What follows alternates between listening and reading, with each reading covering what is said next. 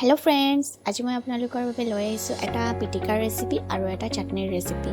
পিটিকাটো হৈছে কঁঠাল গুটিৰ আৰু চাটনিটো হৈছে কলফুলৰ কলডিল বুলিও কয় কিছুমানে। তেনেহ'লে আহকচোন চাওঁ কেনেকৈ বনালোঁ। প্ৰথমতে মই দেখাইছোঁ কঁঠাল গুটিৰ পিটিকাখন কেনেকুৱাকৈ বনালোঁ। এয়া প্ৰথমতে মই কেইটামান কঁঠাল গুটি লৈছোঁ আৰু এইকেইটা তাৱা এখনত বা যিকোনো বাচন এটাত আপোনালোকে এনেকৈ ৰ'ষ্ট কৰি ল'ব যেতিয়ালৈকে সিজি নাযায়।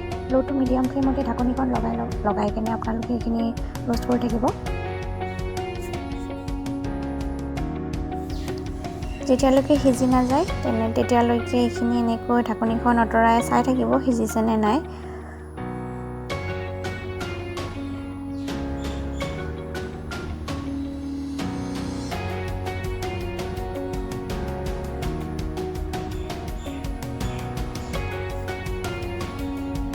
এইখিনি হৈ গৈছে, মই এটা ভাঙি দেখাই দিছোঁ। এয়া ধুনীয়াকৈ সিজি গৈছে, দেখিছে নহয়, এয়া ধুনীয়াকৈ সিজি গৈছে। এতিয়া এই কঁঠাল গুটিবোৰৰ পৰা বাকলিবোৰ আঁতৰাই ল'ব এনেকৈ, আৰু ক'লা ক'লা হৈ যোৱাবোৰ অকণমান কটাৰী বা কিবাহেৰে এনেকৈ ৰুকি ল'ব।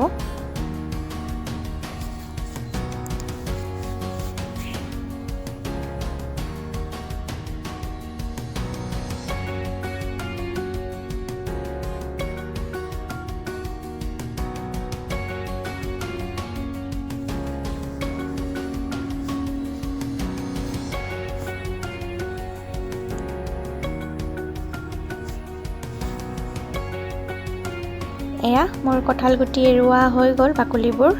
এটা পিঁয়াজ লৈছোঁ মিহি মিহিকৈ কুটি, আৰু লগতে কেইটামান কেঁচা জলকীয়া লৈছোঁ, আৰু কঁঠাল গুটিকেইটা এনেকৈ খুন্দনিয়াত থেঠেলিয়াই লৈছোঁ, নহ'লে আৰু পিটিকিবলৈ দিগদাৰ হ'ব, পিটিকিব নোৱাৰিব। থেঠেলিয়াই ল'লেহে আপোনালোকে পিটিকিব পাৰিব। খুন্দনাত নহ'লে পটাত এনেকৈ আপোনালোকে থেঠেলাই ল'ব গুটিকেইটা, আৰু লগতে কেঁচা জলকীয়া আৰু নহৰু 2 টুকুৰ মই এনেকৈ জুইত পুৰি লৈছোঁ, আৰু এইকেইটা এনেকৈ কুটি দিছোঁ।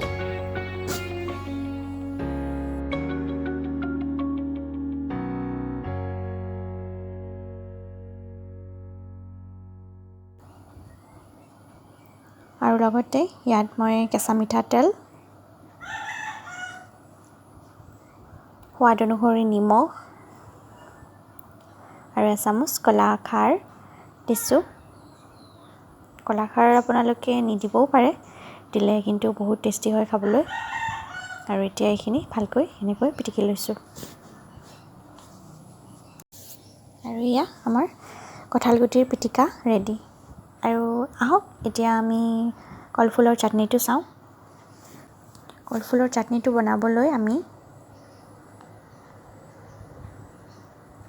এয়া কলফুলটো মই এনেকৈ অলপ ডাঙৰ ডাঙৰকৈ কাটি লৈছোঁ, আৰু লগতে পিঁয়াজ এটা, আৰু নহৰু কেইটুকুৰমান, আদা এটুকুৰ অকণমান সৰুকৈ, আৰু জলকীয়া 2টা এনেকৈ দি লৈছোঁ। আৰু এতিয়া এইখিনি আমি ভাজি ল'ম তেলত। তেল বেছিকৈ নিদিওঁ, অকণমান দিম। এয়া অকণমান তেল দিছোঁ কেৰাহীত, গৰম হৈ গৈছে। এতিয়া ইয়াত দি দিছোঁ এইখিনি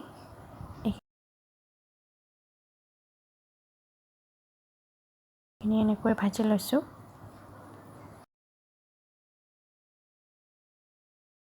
আৰু ইয়াত সোৱাদ অনুসৰি নিমখ দিছোঁ। এতিয়া এইখিনি ভালকৈ ভাজি ল'ম, আৰু লগতে আমি এটা বিলাহী পুৰি ল'ম।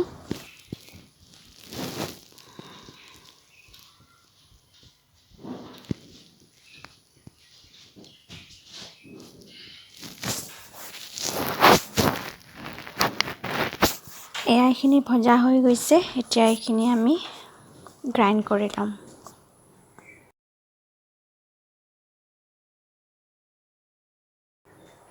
আৰু এয়া আমাৰ কলডিলৰ চাটনি ৰেডি।